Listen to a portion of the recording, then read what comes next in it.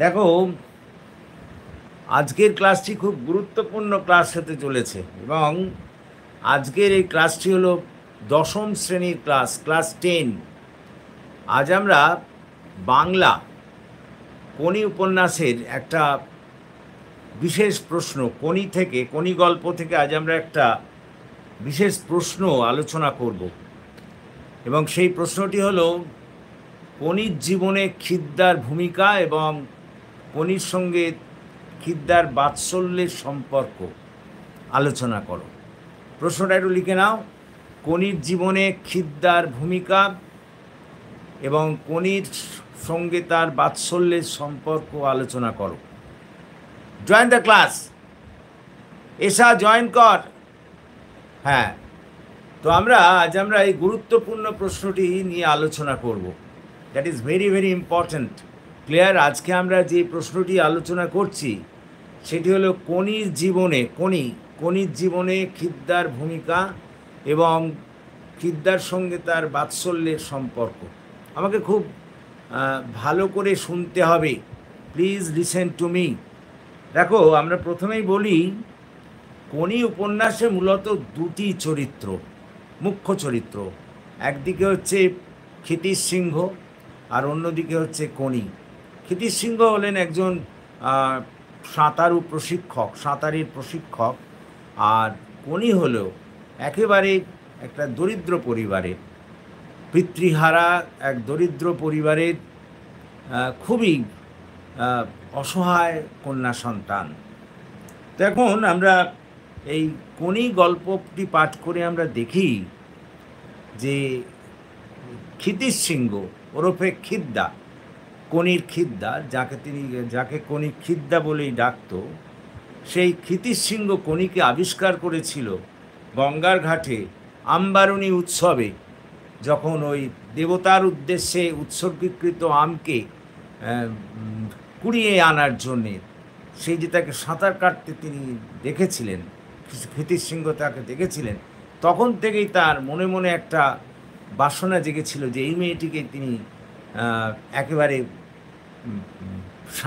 পাকা সাঁতারুতে পরিণত করবেন। অর্থাৎ সেই সময় তিনি ঠিক করে নিয়েছিলেন যে তাকে গড়ে পিটে তিনি একেবারে লোহাকে ইস্পাতে বানাবেন। এবং আমরা দেখি এই উপন্যাসে যে প্রকৃত অর্থেই ক্ষিতিশ সিংহ কোনিকে সেই লক্ষ্যে পৌঁছানোর জন্য প্রথম থেকেই প্রচেষ্টা চালিয়েছিলেন। এবং কোনির সঙ্গে ক্ষিতিশ সিংহের যে সম্পর্কটা, সেটা মূলত গুরু শিষ্যের মধ্যে সম্পর্ক হলেও তা আমরা এই গল্পেই দেখি যে ক্ষিতিশ সিংহ অর্থাৎ কোনির খিদ্দা কখনো তার দাদার ভূমিকা পালন করেছে, আবার কখনো বা ওই পিতৃহারা কন্যাটির পিতার ভূমিকা পালন করেছেন। একসময় মৃত দাদা কাজের স্বপ্নে দেখেছিল যে সে তাকে এই চিড়িয়াখানায় নিয়ে যাচ্ছে, তার সেই শখ পূরণ করেছে কিন্তু আমাদের ক্ষিতিশ সিংহ, কোনিকে নিয়ে গিয়েছে চিড়িয়াখানা দেখাতে। আবার পিতার মতো সম্পূর্ণ দায়িত্ব নিয়ে তার ভরণ পোষণের দায়িত্ব, তার সুস্থতার দায়িত্ব সমস্ত কিছু বহন করেছে আমাদের এই ক্ষিতিশ সিংহ বা খিদ্দা কোনির জন্যে।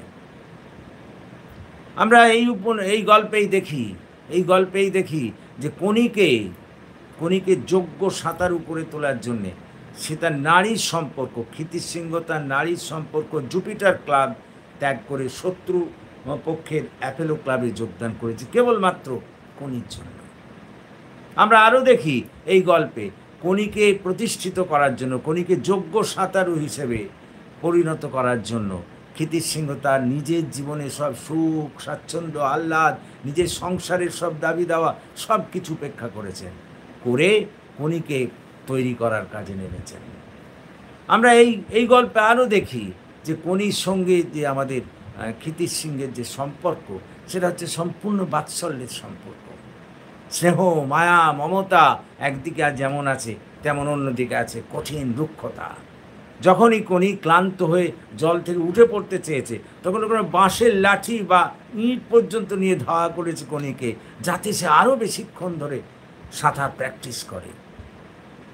এরকম একটা গঠনমূলক মনোভাব কিন্তু আমাদের কীর্তি সিংহের মধ্যে ছিল। কার সম্পর্কে? আমাদের কনির সম্পর্কে। এবং পরিশেষে আমরা বলতে পারি যে এই সম্পর্কের একটাই বড় কথা আমরা বলতে পারি, সেটা হচ্ছে যে ফ্রেন্ড, ফিলোসফার, গাইড। অর্থাৎ কখনো ক্ষিতিশ সিংহ অর্থাৎ আমাদের কনির খিদ্দা কখনো তার সঙ্গে বন্ধুর মতো মিশে গিয়েছে, আবার কখনো বা দেখেছি আমরা ফিলোসফারের মতো বা দার্শনিকের মতো তার জীবন দার্শনিক হিসেবে কাজ করেছে, আবার কখনো গাইড বা পথপ্রদর্শকের কাজ করেছে। সুতরাং গোটা গল্পটা জুড়ে কনির সঙ্গে ক্ষিতিশ সিংহের যে সম্পর্ক আমরা দেখতে পাই, তাতে একথা বলতেই হবে যে কনির এই যে উত্থান, সাঁতারু হিসেবে এই যে তার প্রতিষ্ঠা, এটা কোনো দিনই পাওয়া সম্ভব হতো না যদি না ক্ষিতিশ সিংহ তার পাশে এসে দাঁড়াতেন, তাকে তৈরি করতেন। সুতরাং কনির জীবনে ক্ষিতিশ সিংহ বা তার খিদ্দার ভূমিকাকে কোনোভাবেই অস্বীকার করা যায় না। আর তার সে যে সম্পর্ক, কনির সঙ্গে যে সম্পর্ক, সেই সম্পর্কটা হচ্ছে সম্পূর্ণরূপে বাৎসল্যের সম্পর্ক, স্নেহ, মায়া, মমতার একটা সম্পর্ক। কনিকে যেমন প্রয়োজনে তিনি স্নেহ, মায়া, মমতার দিকটাও প্রদর্শন করেছেন, আবার কখনো কখনো তাকে গঠনের জন্য, তার ভালোর জন্যে কখনো কখনো রুক্ষ রূপ ধারণ করেছে। তো এই কেমিস্ট্রি নিয়েই, এই রসায়ন নিয়েই এই দুই চরিত্রের মধ্যে যে সম্পর্ক গড়ে উঠেছে সে বিষয়ে কোনো সন্দেহ নেই। দেখো, আজ আমরা একটা খুব সুন্দর প্রশ্ন আলোচনা করছি, সেটা হচ্ছে কনির জীবনে খিদ্দার ভূমিকা, খিদ্দা মানে ক্ষিতিশ সিংহের ভূমিকা এবং তাদের মধ্যে বাৎসল্যের সম্পর্ক। বলতে হবে, কনি গল্পটি পাঠ করে দেখা যায় যে এই গল্পটি মূলত দুটি চরিত্রকে কেন্দ্র করে আবর্তিত হয়েছে। একদিকে হলো সাঁতারের প্রশিক্ষক ক্ষিতিশ সিংহ, যাকে কনি খিদ্দা বলেই ডাকে, আর অন্যদিকে আমাদের কনি, সে হলো ওই শ্যামপুকুর বস্তিতে বাস করা পিতৃহারা অসহায় এক কন্যা সন্তান। একটা অদ্ভুতভাবে হঠাৎই তাদের মধ্যে সাক্ষাৎ ঘটেছিল। ওই আমবারুণী উৎসবকে কেন্দ্র করে যখন দেবতার উদ্দেশ্যে ছুঁড়ে দেয়া আম কনি সাঁতরে গিয়ে কোড়ানোর চেষ্টা করছিল, তখনই ক্ষিতিশ সিংহ তাকে দেখেছিল। এবং জোহরি যেমন সোনাকে চেনে, ঠিক তেমনিভাবে আমাদের ক্ষিতিশ সিংহেও চিনে নিয়েছিল যে এই মেয়েটিকে দিয়েই কাজ করা যাবে, অর্থাৎ এই মেয়েটিকেই যোগ্য সাঁতারুতে তিনি পরিণত করবেন। এরপর আমরা দেখি যে কনি গল্পে যে পুরোপুরি অভিভাবক হিসেবে কাজ করেছেন আমাদের ক্ষিতিশ সিংহ তথা কনির খিদ্দা। এবং আমরা দেখি কখনো কনিকে তার দাদার মতো সে ওই চিড়িয়াখানা দেখাতে নিয়ে গেছে, আবার কখনো পিতার মতো অভিভাবক হিসেবে তার ভরণ পোষণের দায়িত্ব, তার সুস্থতার দায়িত্ব সব কিছু বহন করেছে। আমরা এই গল্পেই দেখি কনির জন্যে সে তার নারীর সম্পর্ক জুপিটার ক্লাব ত্যাগ করে গিয়ে শত্রু ক্লাব অর্থাৎ অ্যাপোলোতে গিয়েছে কেবলমাত্র কনির জন্যে। এই কনির জন্যেই ওই ক্ষিতিশ সিংহ নিজের সংসারের সব ধরনের অভাব অনটন কোনো দিকে সে চোখ দেয়নি, কেবলমাত্র কনিকে গড়ে তোলাই তার তখন একটা উদ্দেশ্য ছিল। আমরা আরও দেখি এই গল্পে যে কনির সঙ্গে তার সম্পর্কটা হচ্ছে এমনই বাৎসল্যের সম্পর্ক যে তাকে কখনো মায়া, মমতা, স্নেহতা দ্বারা তিনি মুড়িয়ে দিয়েছেন, আবার কখনো বা কঠোর হয়েছে। যখনই ওই জল থেকে কনি তাড়াতাড়ি উঠতে চেয়েছে বা জল থেকে তাড়াতাড়ি উঠে কী বলতো কম প্র্যাকটিস করতে চেয়েছে, তখনই ক্ষিপ্র হস্তে তাকে দমন করেছে, একটাই কারণে, যাতে সে পরে বড় সাঁতারু হয়ে উঠতে পারে, এবং হয়েওছে। পরিশেষে বলতে পারি যে তাদের এই যে সম্পর্কের যে রসায়ন, সেটা হলো ফ্রেন্ড, ফিলোসফার, গাইড। অর্থাৎ ক্ষিতিশ সিংহ কখনো তার সঙ্গে বন্ধু হিসেবে মিশে গিয়েছেন, আবার কখনো বা তার দার্শনিক হিসেবে জীবন দর্শনের কাজ করেছেন, আবার অনুপ্রেরণা জুগিয়েছেন, আবার কখনো বা গাইড বা পথপ্রদর্শকের কাজ করেছেন।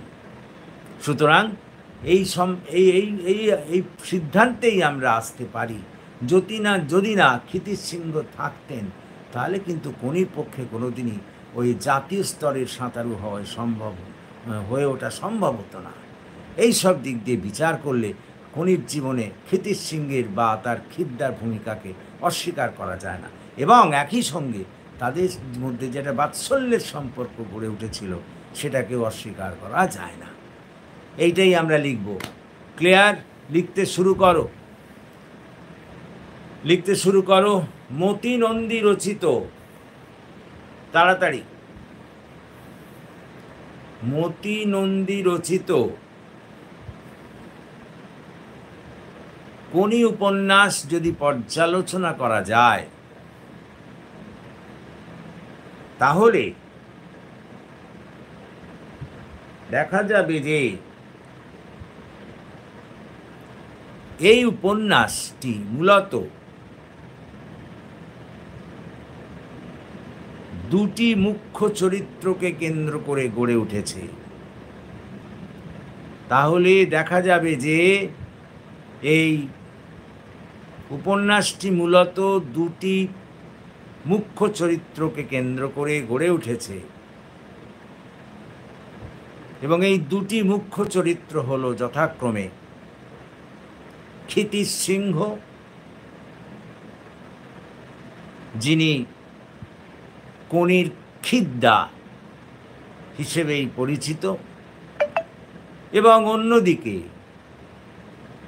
অন্যদিকে শ্যামপুকুরের বস্তিতে বসবাসকারী দরিদ্র পিতৃহারা পরিবারের কন্যা সন্তান কোনি। প্যারাগ্রাফ। কোনি গল্পটি পাঠ করে দেখা যায় যে ক্ষিতিশ সিংহ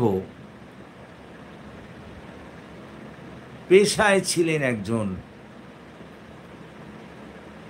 সাঁতারের প্রশিক্ষক।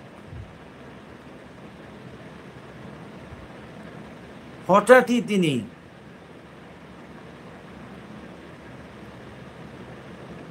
কোনিকে গঙ্গার ঘাট থেকে আবিষ্কার করেছিলেন।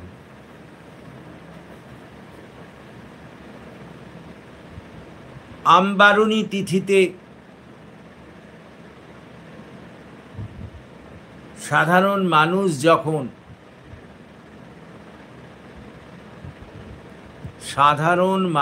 যখন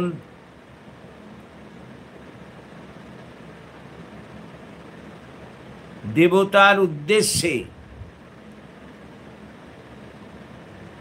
আম নদীতে ছুঁড়ে দিচ্ছিল,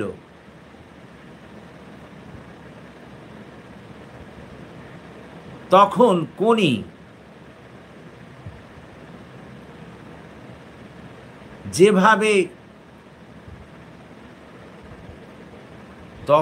কোনি যেভাবে দাপটের সঙ্গে সাঁতার কেটে সেই আম কুড়িয়ে আনছিল,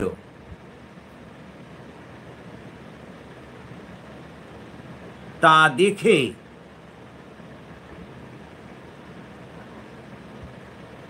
দেখে এক প্রকার বিস্মিত হয়ে গিয়েছিলেন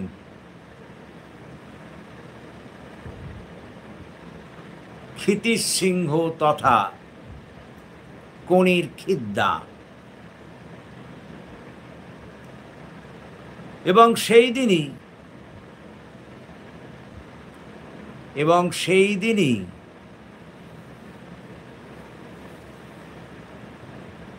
ক্ষিতিশ সিংহ ঠিক করে নিয়েছিলেন যে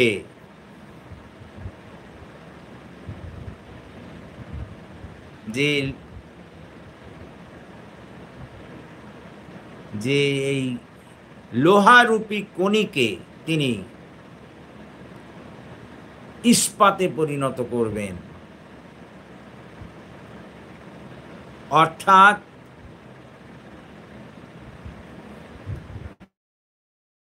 কোনিকে তিনি দক্ষ সাঁতারুতে পরিণত করবেন। অর্থাৎ কোনিকে তিনি দক্ষ সাঁতারুতে পরিণত করবেন। প্যারাগ্রাফ।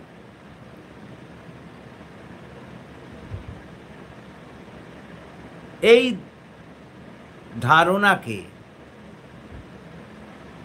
বাস্তবায়িত করার জন্য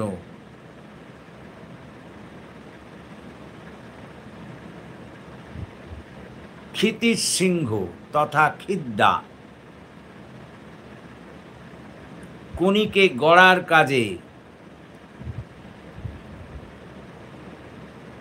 নেমে পড়েছিলেন এবং কোনির সঙ্গে প্রথম থেকেই একটা বাৎসল্যের সম্পর্ক, কোনির সঙ্গে প্রথম থেকেই একটা বাৎসল্যের সম্পর্ক তিনি গড়ে তুলেছিলেন।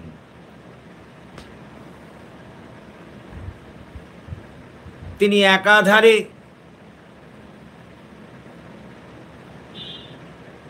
কোনির দাদা হিসেবে ভূমিকা পালন করছিলেন,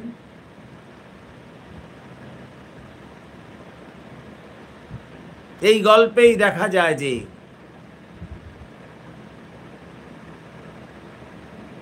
যে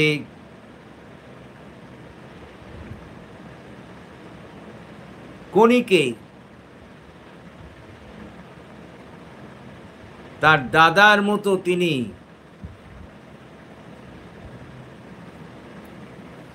চিড়িয়াখানা পরিদর্শনে নিয়ে গিয়েছেন।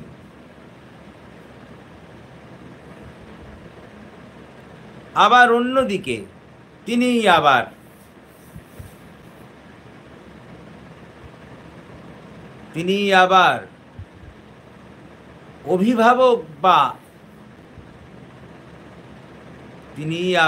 অভিভাবক বা পিতার মতো ভূমিকা পালন করেছেন। কোনির ভরণ পোষণের দায়িত্ব বহন করেছেন,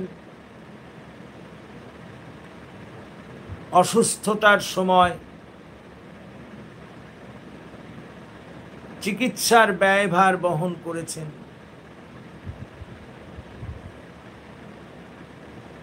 এইভাবেই একটা বাৎসল্যের সম্পর্ক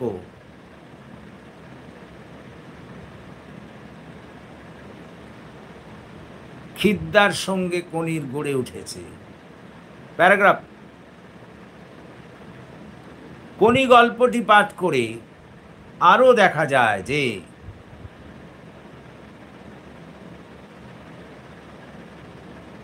কোনিকে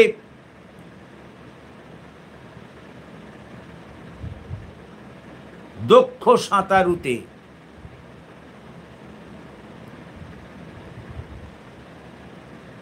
পরিণত করার জন্য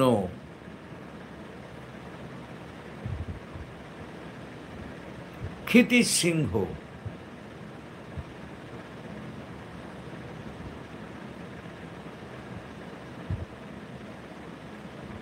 নানা দিক দিয়ে স্বার্থত্যাগ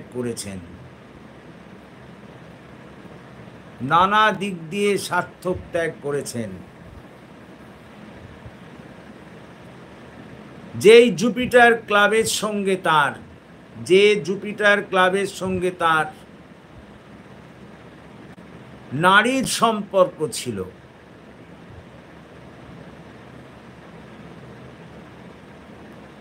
কেবলমাত্র কোনির জন্যেই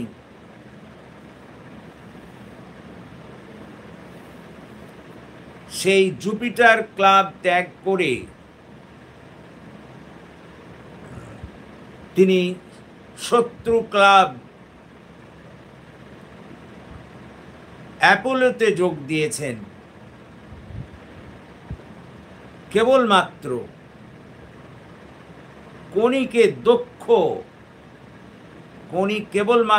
কোনিকে দক্ষ সাঁতারুতে পরিণত করার জন্য। এখানে ক্ষিতিশৃঙ্গ তথা খিদ্দার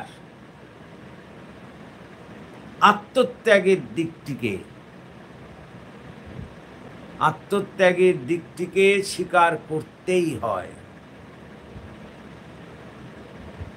প্যারাগ্রাফ। আবার এই গল্পেই দেখা যায় যে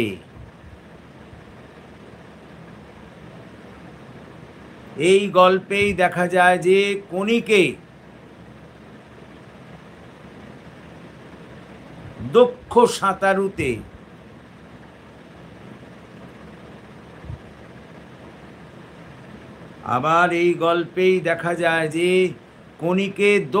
সাঁতারুতে পরিণত করতে গিয়ে ক্ষিতিশৃঙ্গকে তার সংসারের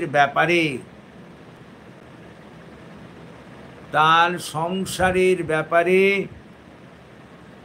এক প্রকার উদাসীন হয়ে পড়তে হয়েছে।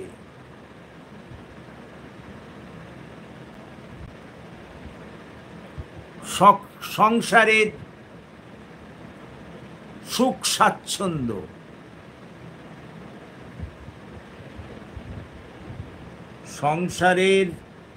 স্বাচ্ছন্দ্য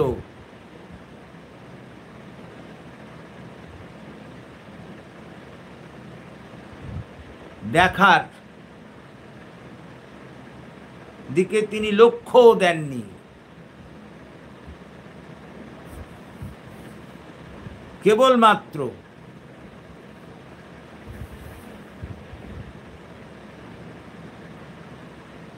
কণিকেই তিনি বিশেষ গুরুত্ব দিয়েছেন, নিজের সংসারকে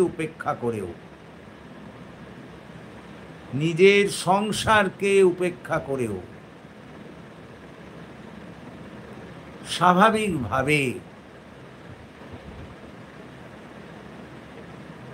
এক্ষেত্রে ক্ষিতিশৃঙ্গের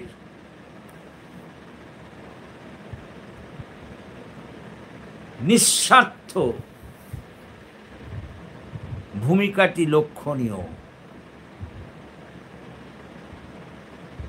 প্যারাগ্রাফ। কোনি গল্পটি পাঠ করে আরো দেখা যায় যে ক্ষিতিশৃঙ্গ তথা খিদ্দা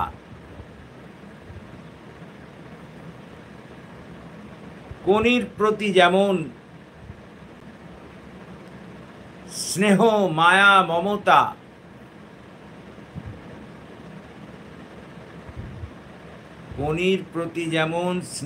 মায়া মমতা দেখিয়েছেন,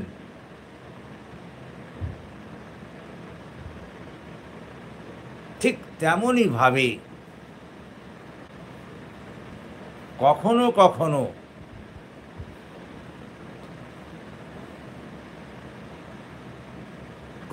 কখনো কনির প্রতি তিনি কঠোরও হয়েছেন। কনি যখনই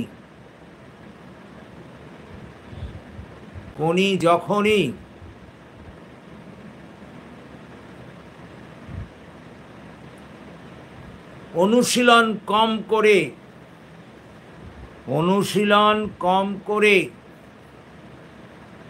জল থেকে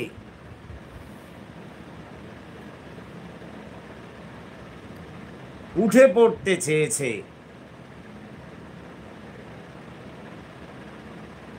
তখনই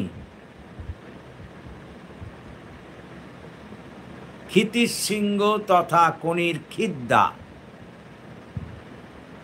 তাকে কখনো বাঁশ নিয়ে তাড়া করেছেন, আবার কখনো বা স্থান ইট নিয়ে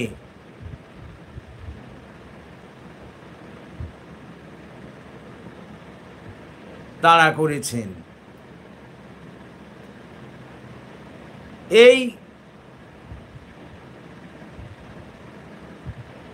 এই রুক্ষতার পশ্চাতে তার উদ্দেশ্য একটাই ছিল,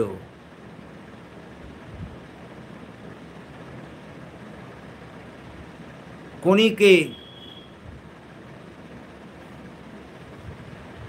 দক্ষ সাঁতারুতে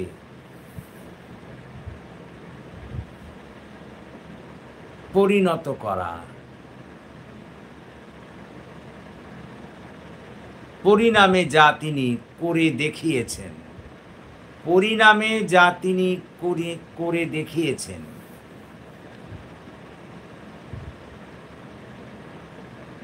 প্যারাগ্রাফ।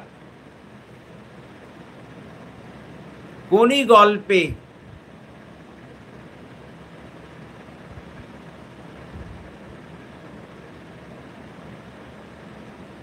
ক্ষিতিশৃঙ্গ এবং কোনির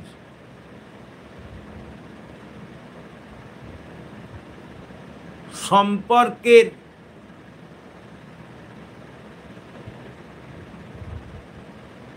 রসায়ন যদি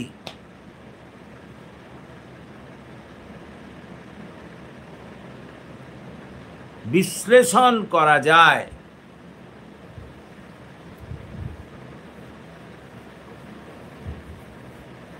তাহলে দেখা যাবে যে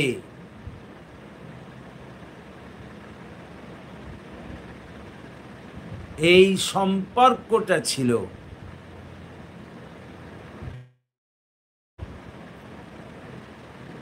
friend, FRIEND, friend,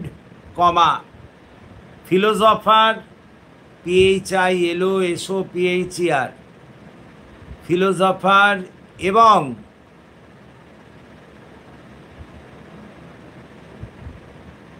friend, philosopher এবং গাইডের মতো, GUIDE। অর্থাৎ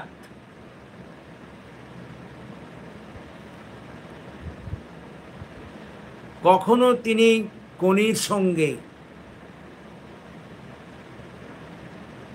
বন্ধুর মতো মিশেছেন,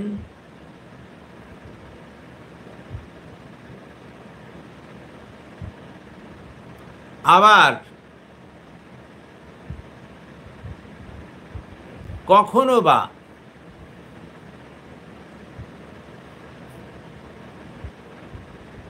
কোনির কাছে তিনি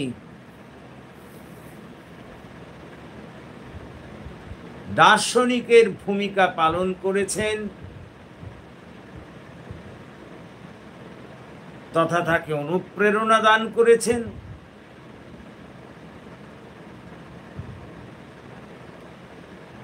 আবার কখনো বা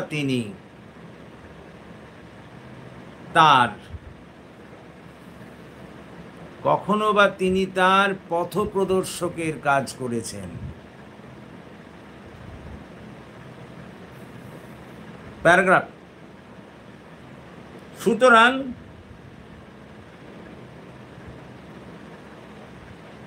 এই আলোচনার পরিপ্রেক্ষিতে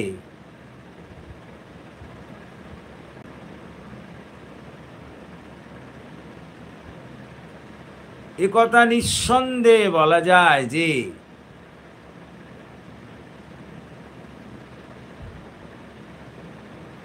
যে কোনির জীবনে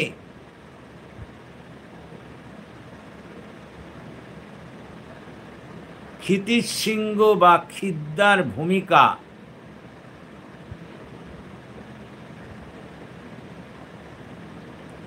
অপরিসীম।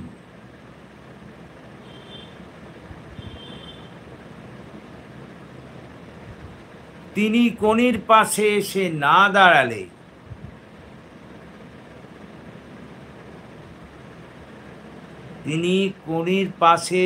না দাঁড়ালে কোনির পক্ষে কখনোই জাতীয় সাঁতারু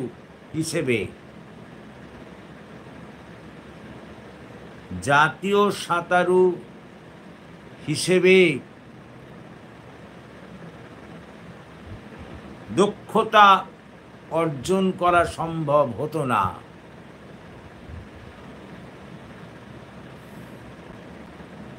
এবং একথাও সত্যি,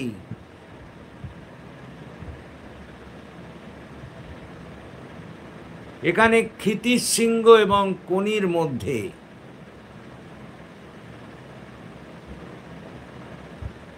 একটা বাৎসল্যের সম্পর্ক দেখা যায়।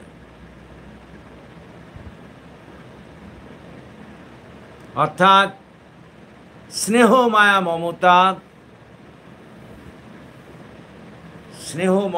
মায়া মমতায় ঘেরা একটা সম্পর্ক পরিলক্ষিত হয়।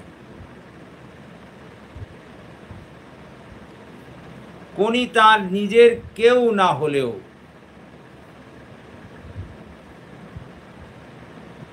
কোনিকে তিনি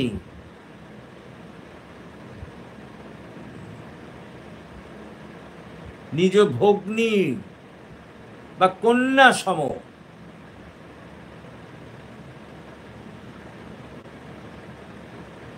লালন পালন করে তাকে প্রতিষ্ঠিত করেছেন।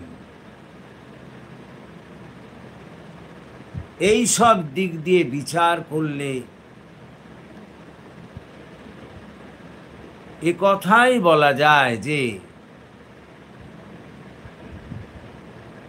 যে ক্ষিতিশৃঙ্গ তথা খিদ্দা কোনির উত্থানে একটা গুরুত্বপূর্ণ ভূমিকা পালন করেছেন এবং কোনির সঙ্গে যে তার বাৎসল্যের সম্পর্ক গড়ে উঠেছিল তার উপর ভিত্তি করেই তিনি এই অসাধ্য সাধন করেছিলেন। এই সব দিক দিয়ে বিচার ও বিশ্লেষণ করলে কোনির জীবনে ক্ষিতিশৃঙ্গের তথা খিদ্দার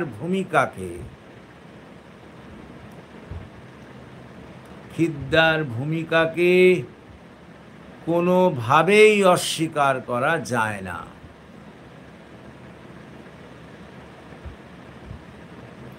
দ্যাটস অল।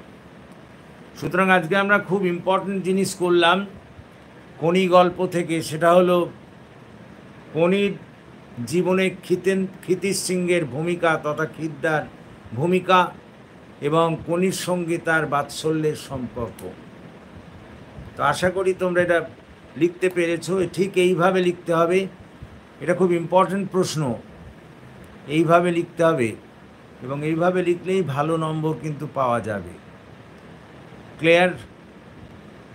দেখো, আজ আর আমি বেশিক্ষণ ক্লাস নেব না, আমার একটু তাড়া আছে। আজকে আমরা এখানেই থামবো। সো আশা করি তোমরা বুঝতে পেরেছো এবং লিখতে পেরেছো। যদি এই ক্লাস তোমাদের ভালো লাগে তাহলে প্লিজ আমার এই ক্লাসের কথা তোমাদের বন্ধুবান্ধবদের মধ্যে শেয়ার করো এবং তাদেরও এই ক্লাসে যোগদান করতে বলো। এবং যারা তোমরা এখনও এই ক্লাস আমার এই চ্যানেলটিকে সাবস্ক্রাইব করোনি, প্লিজ সাবস্ক্রাইব মাই চ্যানেল। আমাকে এগিয়ে আসতে সাহায্য করো যাতে আমি তোমাদের আরও বেশি করে কাজে লাগতে পারি। So that's all for this day. Thank you for watching and listening. So good night to all of you.